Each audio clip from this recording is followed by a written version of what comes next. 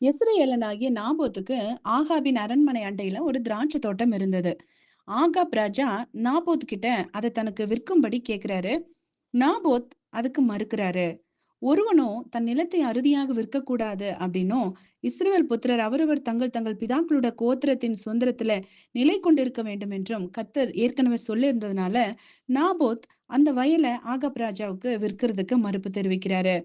ஆனா ஆகாபின் மனைவி யெசபேல் நாபோத்தின் மேல வீண் பழி போட்டு நாபோத் கல்லெறியில் உண்டு சாகும்படி செய்றாங்க. இது எல்லாத்துக்கும் ஆகாப் உடந்தையா இருக்கிறாரு.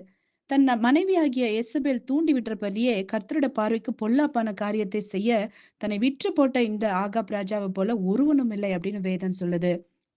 ஆமாங்க. இந்த பூமியில் வாழ்ற ஒவ்வொருத்தனுக்கும் ஆண்டவர் ஒரு சுதந்திரத்த குடுத்திருக்கிறாரு.